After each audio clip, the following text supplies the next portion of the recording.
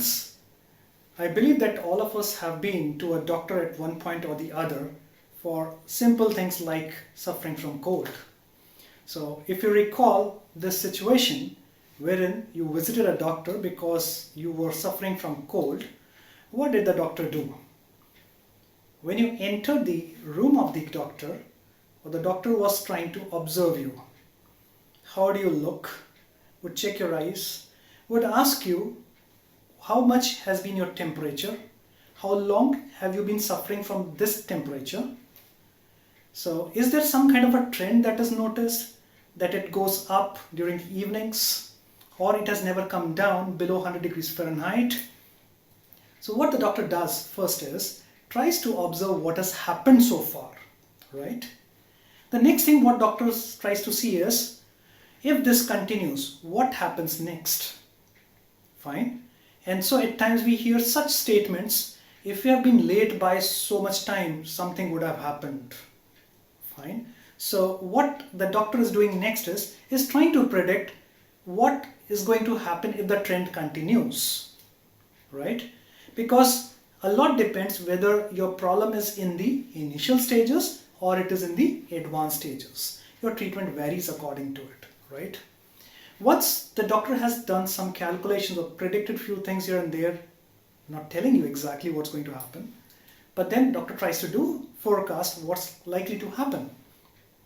And then the doctor would like to give you a prescription that these are the medicines that need to be taken, and maybe some more test has to be done. So doctor will prescribe you some more tests to be done so that we can resolve the problem as soon as possible. That is, you become normal as soon as possible. In fact, sometimes the doctor says that, okay, fine, this is the line of treatment as of now, and probably you need to report back after 3 days, maybe 5 days, and would like to keep a record of whatever is happening. You know what? We are trying to understand what a doctor does, and we in the companies or the organizations, we believe that the HR department is also a doctor to the organization. Fine. For all problems related to employees, we look forward to the HR person. So what does a HR person do? So here we come to the concept of analytics.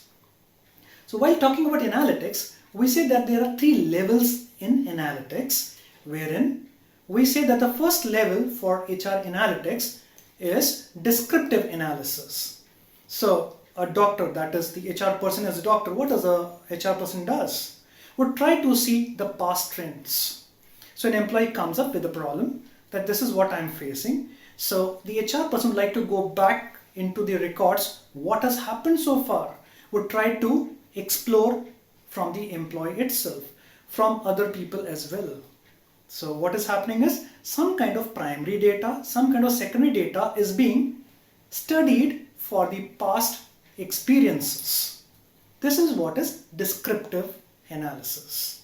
So what we are trying to say is that whatever has happened in the past, we are trying to analyze it from different dimensions, and that is what is descriptive analysis. The next stage of the doctor or the HR person as a doctor is predictive analysis.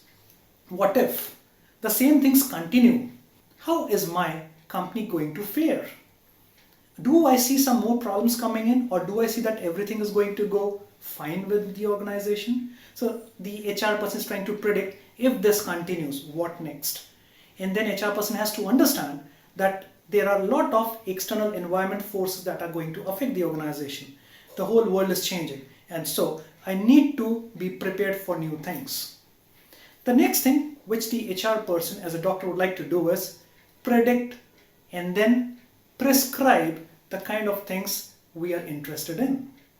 So maybe there is a new set of skills to be learned, and the HR person predicts that if the employees do not learn the new skill set, we will not be able to survive. That is prediction, right? But how do I resolve it? So the HR person prescribes that this kind of training has to happen.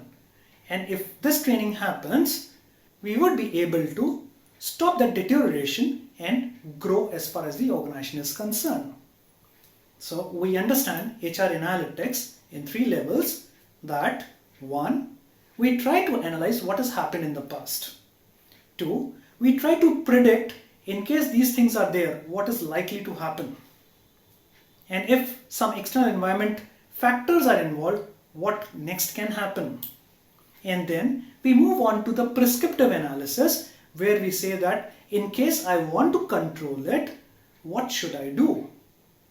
So here we understand the 3 levels of HR analytics: descriptive analysis, we have predictive analysis, and we have prescriptive analysis. And we use different tools to do the same.